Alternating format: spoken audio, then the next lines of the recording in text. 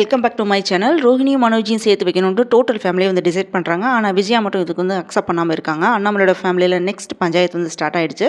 இது வந்து நிறைய பேருக்கு வந்து ஒரு லெசனாக இருக்கும். விஜயாக்கு அடிமேல் அடி வந்து விழுகுது. லாஸ்ட்டில் என்னதான் ஆக போகுது அப்படின்றத வாங்க பார்க்கலாம். எபிசோட் ஸ்டார்டிங்கில் பார்த்தீங்கன்னா மனோஜ், ரவி, முத்து இந்த 3 பேருமே மொட்டை மாடியில் குடிச்சிட்டு இருக்காங்க. அப்போ அவங்க என்ன பேசுறாங்கன்னு பார்த்தீங்கன்னா அவங்க ஒய்ஃப்ட்டு இருக்கிற பிரச்சனையை பற்றி பேசிட்டு இருக்காங்க அந்த 3 பேருமே. இப்போ மனோஜ் வந்து அவனோட ஃப்ரெண்ட் சொன்ன விஷயத்தை வந்து சொன்ன உடனே முத்து என்ன சொல்றான்னா, ஆமாண்டா நீ பேசாமல் இருந்தா ஓம் பொண்டாட்டி உன்னை விட்டுட்டு போயிடுவா பார்த்துக்கோ அப்படின்ட்டு பயமுறுத்துறான்.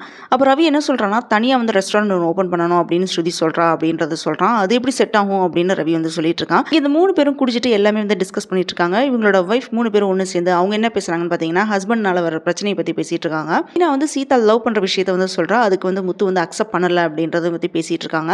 அப்போ ஸ்ருதி என்ன சொல்றாங்கன்னா, முத்து பண்றது தப்பு அப்படின்னு சொல்றா. அடுத்ததா ரோஹிணி செஞ்ச தப்பை பத்தி மீனாவும் ஸ்ருதியும் வந்து கொஸ்டின் கேட்கறாங்க. இதனால ரோஹிணி வந்து கோவப்படுறா. அப்போ ஸ்ருதி ரோஹிணிட்ட உங்க புருஷனை வந்து ஃபர்ஸ்ட் வந்து கரெக்ட் பண்ண கத்துக்கோங்க, அவர் வந்து ஆன்ட்டி என்ன சொன்னாலுமே அப்படியே வந்து கேட்கறாரு அப்படின்னு அட்வைஸ் பண்ணிட்டு இருக்கா. நெக்ஸ்ட் டே மார்னிங் விஜயாட்ட வந்து பேசும்போது மனோஜ் என்ன சொல்றான்னா, ரோஹிணி வந்து ஷோரூமுக்கு வரா அப்படின்னு வந்து சொல்றான். குடிச்ச குடியில பாத்தீங்கன்னா இன்னைக்கு தான் வந்து மனோஜ் தைரியமா வந்து விஜயாட்ட வந்து சொல்லியிருக்கான். அதுக்கு விஜயா வந்து முடியாது அப்படின்னு திட்டிட்டு இருக்காங்க. அப்ப அண்ணாமலை என்ன சொல்றான்னா, எதுக்கு நீ இப்ப தேவையில்லாம பிடிவாதம் பிடிச்சிட்டு இருக்கிற, எல்லாத்துக்கும் காரணம் உன்னோட பேராசை தான், நீ தான் அவங்களை வந்து பிரிச்சு வச்சிருக்கிற அப்படின்னு வந்து திட்டுறாரு. அதுக்கு விஜயா உடனே என்ன சொல்றாங்கன்னா, ரோஹிணியை நீ எங்க வேணாலுமே கூட்டிட்டு போ, எப்படி வேணாலுமே இரு அப்படின்னு வந்து கோவமா சொல்றாங்க. இதை கேட்ட மனோஜ் வந்து சந்தோஷப்படுறான். லாஸ்ட்ல விஜயா என்ன சொல்றாங்க பாத்தீங்கன்னா, இனிமே வந்து என்கிட்ட பேசாத, உனக்கும் எனக்கு எந்த சம்மதமுமே இல்லை அப்படின்னு சொல்லிட்டு வெளியே போயிடுறாங்க. அப்போன்னு பார்த்து மீனாக்கு வந்து சீதா வந்து கால் பண்ணி அருணோட ஃபேமிலி மெம்பர்ஸ் எல்லாருமே நம்ம வீட்டுக்கு வந்து பேச வந்திருக்காங்க அப்படின்னு சொன்ன உடனே மீனா வந்து என்ன பண்றாங்கன்னா, முத்துவா வந்து ஏமாத்திட்டு அம்மா வீட்டுக்கு வந்து போறாங்க.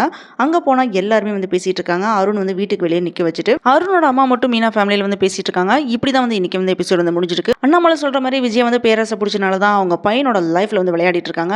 என்னதான் நம்ம பையனா இருந்தாலுமே மேரேஜ் ஆயிடுச்சுன்னா அவன் லைஃப் வந்து வாழ விட்டுறணும். இப்படி விஜயா பேசுறது தப்பு. இருக்கிறது ஒரு லைஃப், எவ்வளவு வயசு வரைக்கும் நம்ம இருப்போம் அப்படின்றது தெரியாது.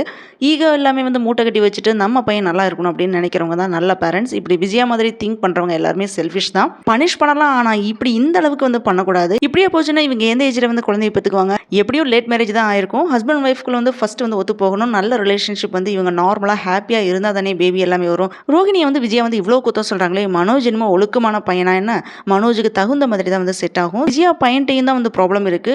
விஜயோட வயசுக்கு தகுந்த மாதிரி நடந்துக்கணும். அதை விட்டுட்டு சின்ன புள்ளத்தனமா வந்து நடந்துட்டா டிஃப்ரெண்ட் ஆங்கிள் தான் வந்து போய் நிற்கும்.